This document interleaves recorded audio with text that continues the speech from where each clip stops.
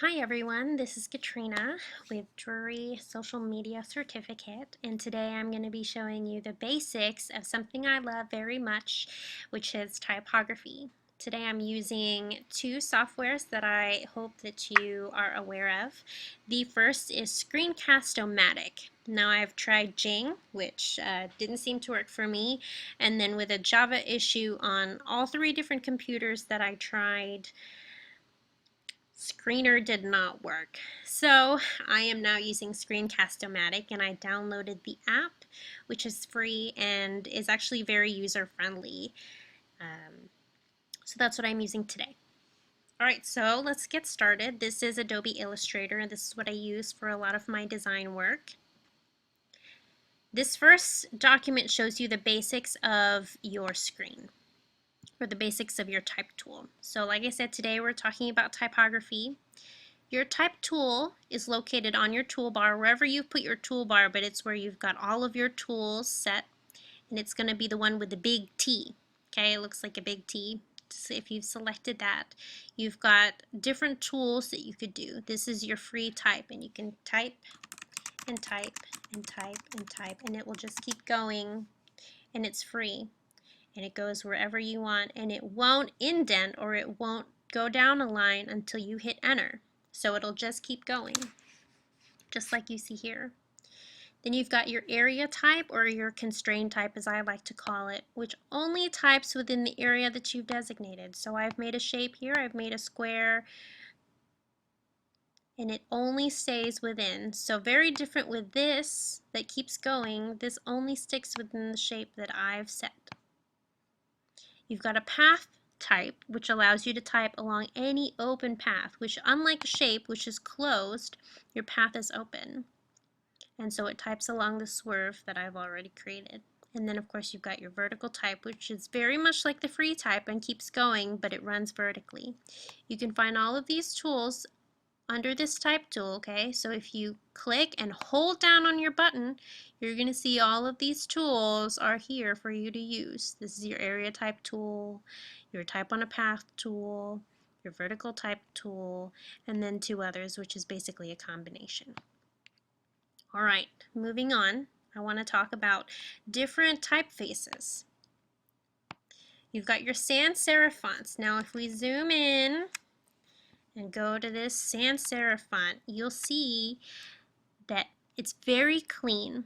Your S goes and it terminates. Your A terminates. Your N terminates. There's nothing decorative about it. It's just the stock and it ends.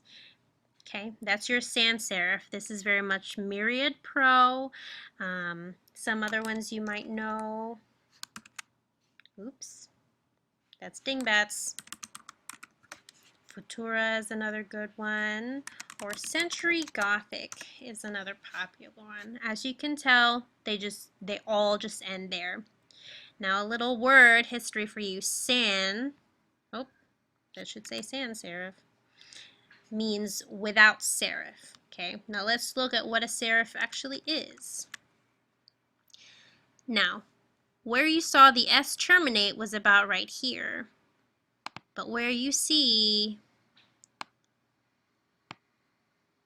hold on, let me make this a little easier for you to see.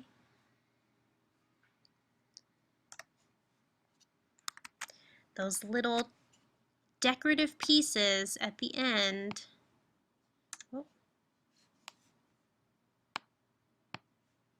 right here are your serifs, okay? Serif, serif, serif, serif, serif, serif. Oops.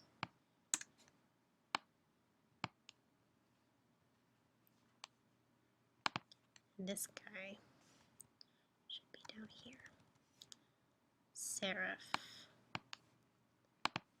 serif. All right, you get the hint? All of those are serifs. So with serif, without serif. Sans serif, serif. Okay. Now we've got slab serif. Now you see how the S terminates, but then you've got, unlike that last one that looks like a pen that just swished and just came off of the page, this terminates in a solid block. This is your slab serif. These are your titles, your headlines. Big impact with these slabs, okay? Those are your slab serif.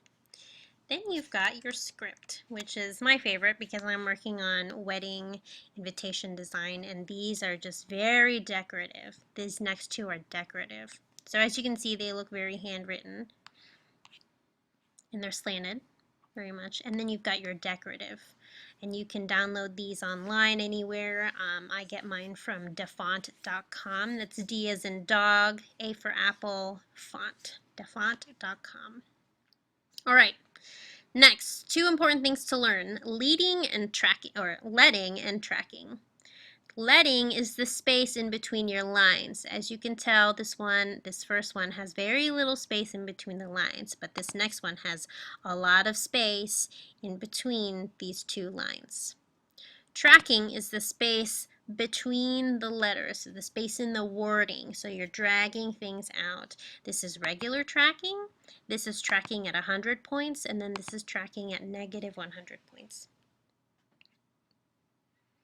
And then finally, you've got your different styles, your font styles. Now you can select these on this drop-down menu beside your font. Okay, so you've selected your font.